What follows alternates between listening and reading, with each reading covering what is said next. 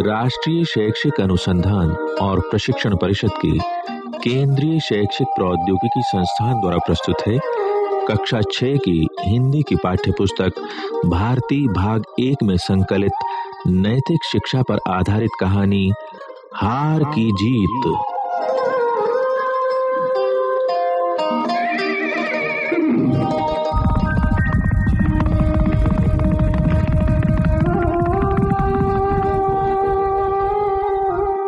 माँ को अपने बेटे और किसान को अपने लहलहाते खेत देखकर जो आनंद आता है, वही आनंद बाबा भारती को अपना घोड़ा देखकर आता था।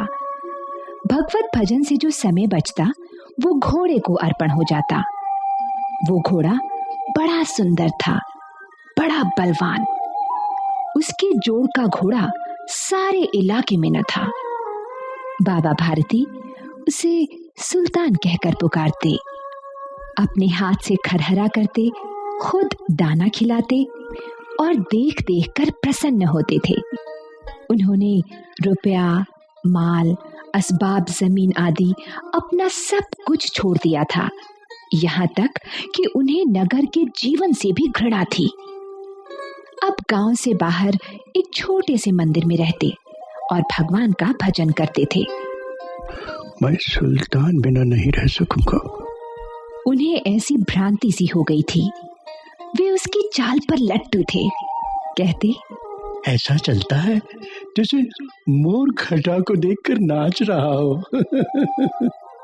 जब तक संध्या समय सुल्तान पर चढ़कर 8-10 मील का चक्कर न लगा लेते, उन्हें चैन न आता।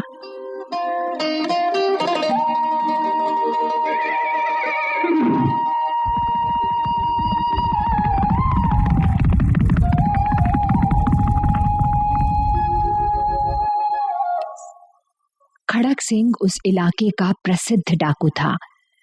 लोग उसका नाम सुनकर कांपते थे। होते होते सुल्तान की कीर्ति उसके कानों तक भी पहुंची। उसका हृदय उसे देखने के लिए अधीर हो उठा। वो एक दिन दोपहर के समय बाबा भारती के पास पहुंचा और नमस्कार करके बैठ गया। बाबा भारती ने पूछा, खड़क सिंह, क्या हाल है? खड़क सिंह ने सिर झुकाकर उत्तर दिया, आपकी दया है। कहो, इधर कैसे आ गए? सुल्तान की चाह खींच लाई। विचित्र जानवर है, देखोगे तो प्रसन्न हो जाओगे। मैंने भी बड़ी प्रशंसा सुनी है। उसकी चाल तुम्हारा मन मोह लेगी। कहते हैं देखने में भी बड़ा सुंदर है। क्या कहना? जो उसे एक बार देख लेता है, उसके हृदय पर उसकी छवि अंकित हो जाती है। बहुत दिनों से अभिलाषा थी, आज उपस्थित हो सका हूँ। बाबा भारती और खड़क सिंह अस्तबल में पहुंचे।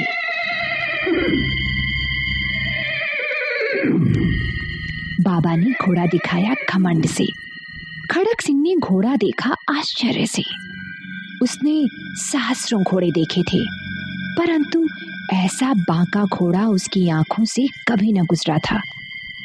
सोचने लगा, भाग्य की बात है, ऐसा घोड़ा खड़क सिंह के पास होना चाहिए था।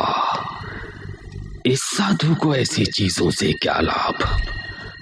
कुछ देर तक आश्चर्य से वो चुपचाप खड़ा रहा। इसके पश्चात उसके हृदय में हलचल होने लगी। बालकों की सी अधीरता से बोला, परंतु बाबा जी, इसकी चाल न देखी तो क्या? बाबा जी भी मनुष्य ही थे। अपनी वस्तु की प्रशंसा दूसरे के मुख से सुनने के लिए उनका हृदय अधीर हो गया। घोड़े को खोलकर बाहर गए। घोड़ा वायु वेग से उड़ने लगा।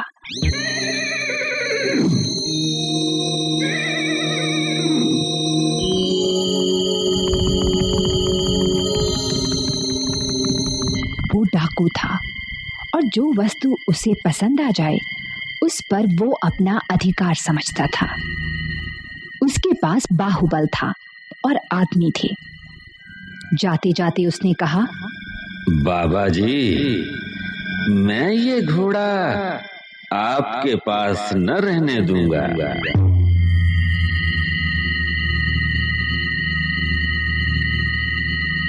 बाबा भारती डर गए।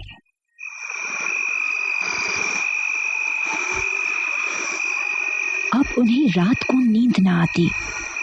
सारी रात अस्तबल की रखवाली में कटने लगी। प्रतिक्षण खड़क सिंह का भय लगा रहता, परंतु कई मास बीत गए और वो न आया।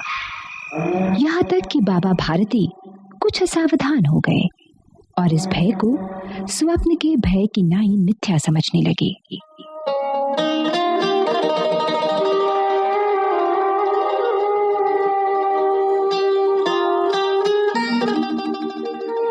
संध्या का समय था। बाबा भारती सुल्तान की पीठ पर सवार होकर घूमने जा रहे थे।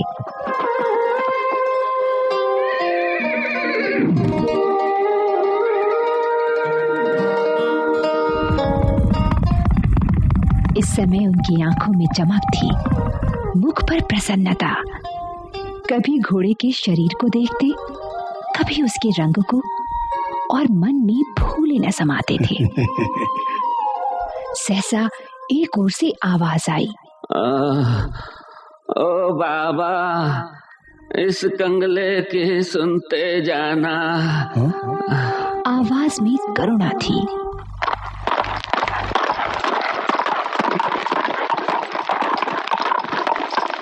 बाबा ने घोड़े को रोक लिया। देखा, एक अपाहिज वृक्ष की छाया में पड़ा कराह रहा है। बोले, क्यों? तुम्हें क्या कष्ट है? अपाहिज ने हाथ जोड़कर कहा, बाबा, मैं दुखिया हूँ, मुझ पर दया करो। रामा वाला यहाँ से 3 मील है, मुझे वहां जाना है। घोड़े पर चढ़ा लो, परमात्मा भला करेगा। वहाँ तुम्हारा कौन है? दुर्गा दत्त वैद्य का नाम आपने सुना होगा। मैं उनका सौतेला भाई हूँ। बाबा भारती ने घोड़े से उतरकर अपाहिज को घोड़े पर सवार किया।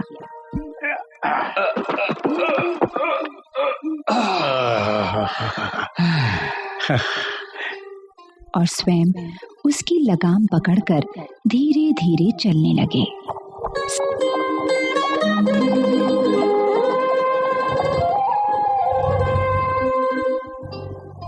सहसा उन्हें एक झटका सा लगा और लगाम हाथ से छूट गई।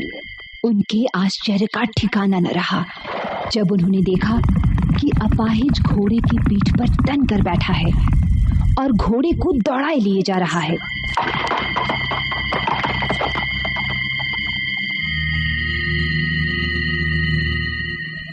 उनके मुख से भय, विस्मय और निराशा से मिली हुई चीख निकल गई। वो अपाहिज डाकू खड़क सिंह था।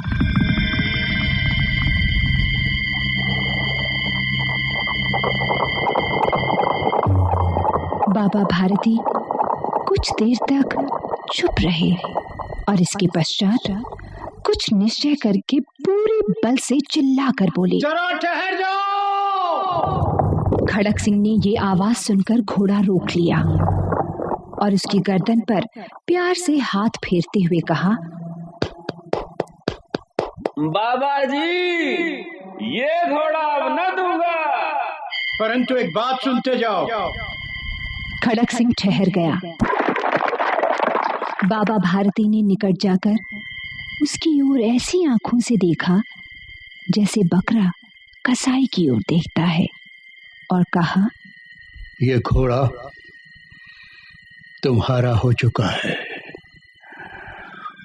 मैं तुमसे इसे वापस करने के लिए न कहूंगा, परंतु खड़क सिंह, केवल एक प्रार्थना करता हूँ, उसे अस्वीकार न करना, नहीं तो मेरा दिल टूट जाएगा। बाबा जी, आज्ञा कीजिए, मैं आपका दास हूँ, केवल ये घोड़ा न दूंगा। अब घोड़े का नाम न लो, मैं तुमसे इसके विषय में कुछ न कहूंगा। मेरी प्रार्थना केवल ये है कि इस घटना को किसी के सामने प्रकट न करना। हाँ? खड़क सिंह का मुंह आश्चर्य से खुला रह गया। उसका विचार था कि उसे घोड़े को लेकर यहां से भागना पड़ेगा, परंतु बाबा भारती ने स्वयं उससे कहा कि इस घटना को किसी के सामने प्रकट न करना। इससे क्या प्रयोजन सिद्ध हो सकता है? खड़क सिंह ने बहुत सोचा, बहुत सिर मारा, परंतु कुछ समझ न सका।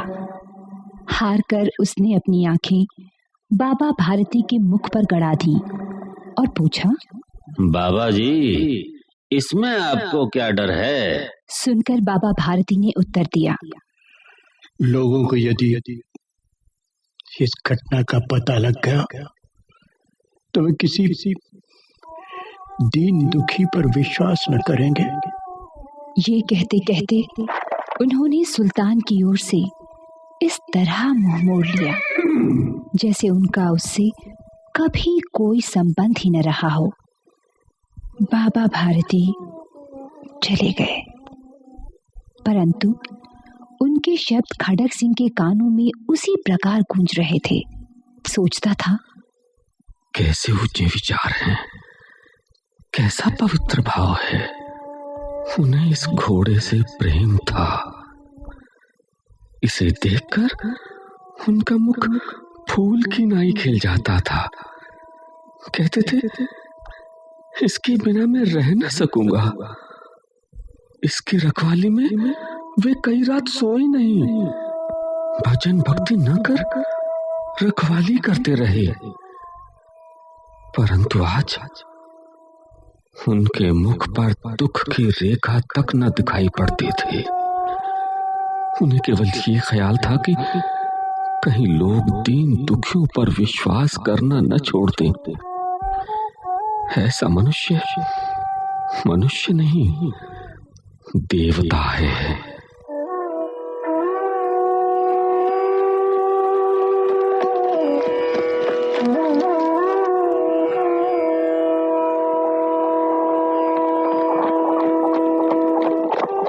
रात्रि के अंधकार में खड़क सिंह बाबा भारती के मंदिर में पहुंचा।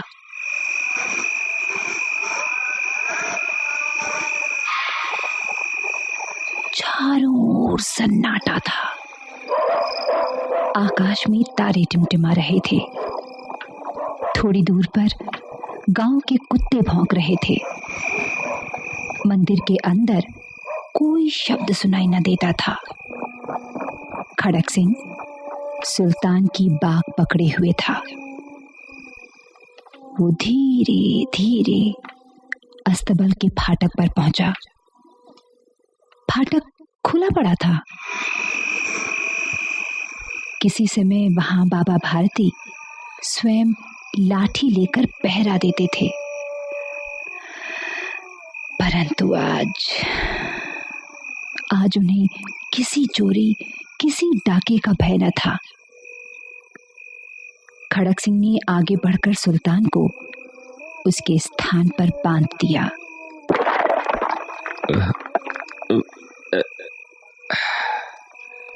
और बाहर निकलकर सावधानी से फाटक बंद कर दिया। इस समय उसकी आंखों में नेकी के आंसू थे।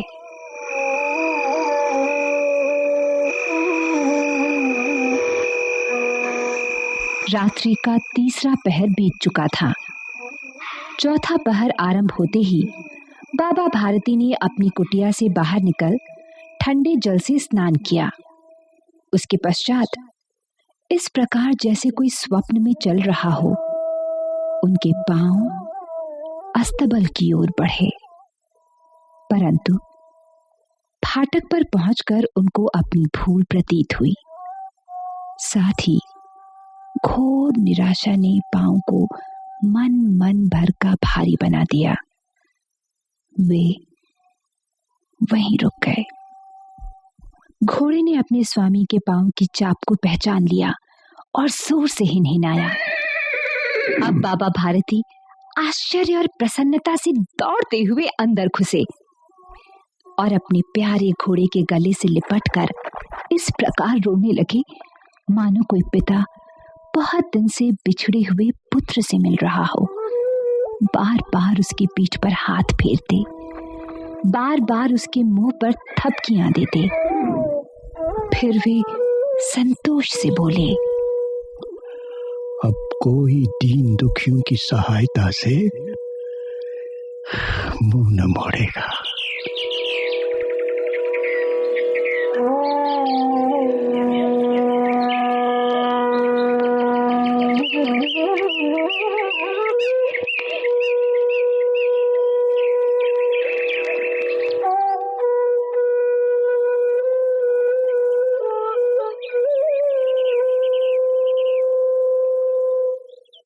हार की जीत। अभी आप सुन रहे थे ये कहानी। विषय मार्गदर्शन प्रोफेसर रामजन शर्मा, पाठ संपादन प्रोफेसर अनिरुद्ध राय, कहानीकार सुदर्शन, निर्माण संचालन प्रभुदयाल खट्टर, कलाकार राजश्री त्रिवेदी, जयमिनी कुमार और सुनील लोहिया, ध्वनिंकन एम उपेंद्रनाथ और दीपक पांडे, निर्माण सहयोग दाऊदयाल चतुर्वेदी तथा निर्माण एवं प्रस्तुति वंदना अरिमर्दन।